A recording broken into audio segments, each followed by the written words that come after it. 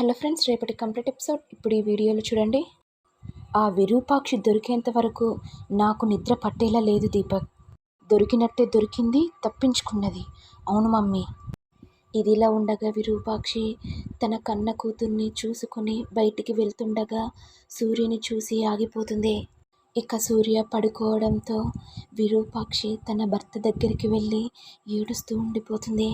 నాకు నిద్ర లేని రాత్రులు మిగిల్చి నువ్వు హాయిగా పడుకున్నావా సూర్య? సూర్య, ఇంతకాలం నీ ద్వేషానికి నీ కోపానికి భయపడి నేను దూరంగా ఉన్నాను. మళ్ళీ మన కూతురు భవిష్యత్తు గురించి ఆలోచించి నేను నీకు ఎదురు చెప్పలేకపోయాను. కానీ ఇప్పుడు నా కూతురికి భవిష్యత్తు లేకుండా అయిపోయింది. ఆ విజయాంబిక, దీపక్, గౌతమ్ అందరూ రూపని ఒక రాబందుల్లా పీక్క తింటున్నారు. నీ చుట్టూ ఏం జరుగుతుందో నాకు తెలియాలి సూర్య. ఒక్కసారి కళ్ళు తెరువు సూర్య అని విరూపాక్షి లేపిపోతుండగా ఇంతలో విజయాంబిక, దీపక్ వచ్చి విరూపాక్షిని గట్టిగా పట్టుకుంటారు. ఇటు సూర్య లేచి విరూపాక్షి అని గట్టిగా అరుస్తాడు. ఇక సూర్య పాత జ్ఞాపకాలను గుర్తు తెచ్చుకుంటూ ఉంటాడు. ఇలా ఉండగా విరూపాక్షి ఏమో, దీపక్ దీన్ని ఇక్కడే ఉంచురా, నేను ఇప్పుడే వస్తాను. విరూపాక్షి, మర్యాదగా ఈ పేపర్లపై సంతకం పెట్టు, ఎక్కువ టైం కూడా లేదు. వెంటనే విరూపాక్షి కోపంతో గట్టిగా, నేను సంతకం పెట్టను. అసలు మీరు నన్ను ఎందుకు ఇక్కడికి తీసుకొచ్చారు? నేను సూర్య దగ్గరికి వెళ్ళాలి. సూర్యకు అన్ని విషయాలు చెప్పాలి. సూర్య సూర్య అని గట్టిగా అరుస్తుంటే విజయాంబిక కోపంతో, ఏయ్, నువ్వు గట్టిగా అరిచినా ఇక్కడ ఎవరికీ వినపడదు. విజయాంబిక, నీకు దండం పెడతాను, నన్ను సూర్య దగ్గరికి తీసుకెళ్ళు. ప్లీజ్, ఎందుకు ఇలా చేస్తున్నావు? నిన్ను సూర్యను విడగొట్టడానికి నేను ఎన్నో ప్లాన్లు చేశాను. మళ్ళీ మీ ఇద్దరిని కలుపుతానని అనుకుంటున్నావా? మర్యాదగా ఈ పేపర్లపై సంతకం పెట్టు. ఆ తర్వాత నిన్ను ఎక్కడికి పంపించాలో నేను డిసైడ్ చేస్తాను. మర్యాదగా సంతకం పెట్టు. చెప్పాను కదా సంతకం పెట్టమని. నేను సంతకం పెట్టను. నేను నా సూర్యతో మాట్లాడాలి, నా రూపతో మాట్లాడాలి. నేను వాళ్ళతో మాట్లాడిన తర్వాత మీరు ఎక్కడ సంతకం పెట్టమన్నా అక్కడ పెడతాను. అత్తయ్య, ఈ విషయాలన్నీ వదిలేసి ఈ సంతకం పెట్టు. అసలే మాకు టైం లేదు. అయినా మీ గురించి నేను ఆల్రెడీ రూపకు అంతా చెప్పేశాను. నాకేమన్నా అయితే రూప సూర్యకు అంతా చెప్పేస్తుంది. ఈ సంతకం పెట్టే వరకు నిన్ను అస్సలకి వదిలేలేదు. ఈ సంతకం పెడతావా పెట్టవా? ఇక విరూపాక్షి కోపంతో నేను సంతకం పెట్టను అని ఆ పేపర్లను కింద పడేస్తుంది.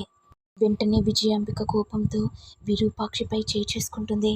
అలా కొట్టడంతో విరూపాక్షి స్పృహ కోల్పోగానే తాడితో కట్టేస్తారు. మమ్మీ, ఇప్పుడు సంతకం పెట్టకపోతే ఎలా మమ్మీ? దీపక్, ఈ విరూపాక్షి మాటలు వింటుంటే రూపకు అంతా తెలిసిపోయినట్టు అనిపిస్తుంది. అలా తెలిసే ఛాన్సే లేదు మమ్మీ.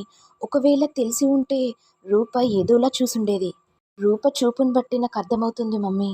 ఏమోరా దీపక్, నాకేమీ అర్థం కావట్లేదు.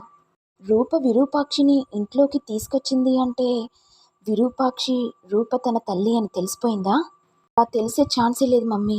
ఒకవేళ రూపకు తెలిసినా తన తండ్రి ఊకోడు కదా మమ్మీ. అయినా ఇంటికి తీసుకొచ్చిందంటే రూపకు ఏం తెలియదని అర్థం మమ్మీ. దీపక్, మనం ఇక్కడ ఎక్కువసేపు ఉన్నామంటే రూపకి డౌట్ వచ్చేస్తుంది. ఇక్కడి నుంచి వెళ్దాం పదరా. ఇదిలా ఉండగా రూప ఏమో విరూపాక్షి ఆలోచిస్తూ భయంతో నిద్రల నుంచి లేసేస్తుంది. అయ్యో, ఈవిడ లేదేంటి? అంటే కొంపతీసి విజయాంబిక, దీపక్ ఏమైనా చేశారా అని బయటికి రాగానే విజయాంబిక, దీపక్ నటిస్తూ సోఫాలో కూర్చుంటారు. మందారం, కాస్త కాఫీ తీసుకుంటా.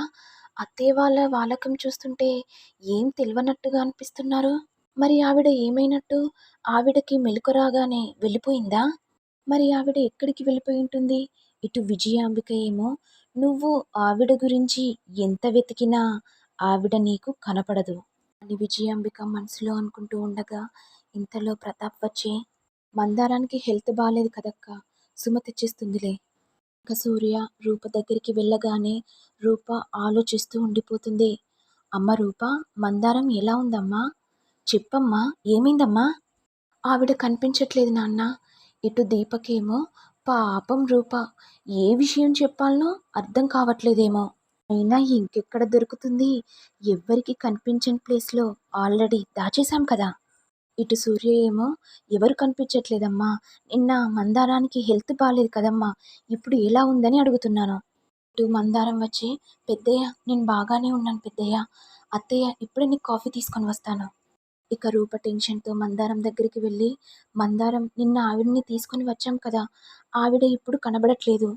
ఏంటమ్మాయి గారు, నైట్ నీ రూమ్లోనే ఉంది కదా, అదే మందారం నాకు అర్థం కావట్లేదు. ఉదయం లేచి చూసేసరికి లేదు. ఏమైందో అర్థం కావట్లేదు. ఆవిడ ప్రాణానికి ప్రమాదం అని తెలిసి కూడా ఎక్కడికి వెళ్ళింది అదే అర్థం కావట్లేదు మందారం.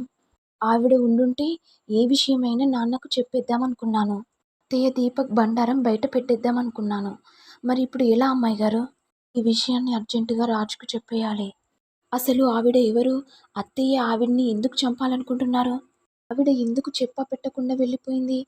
అసలు అత్తయ్యకు ఆవిడకి ఏంటి సంబంధం? అని రూప ఆలోచిస్తూ ఉండగా, ఇటు విజయాంబిక ఏమో, నువ్వు ఎంత ఆలోచించినా సరే, ఇప్పుడు విరూపాక్షి నీకు దొరకదు.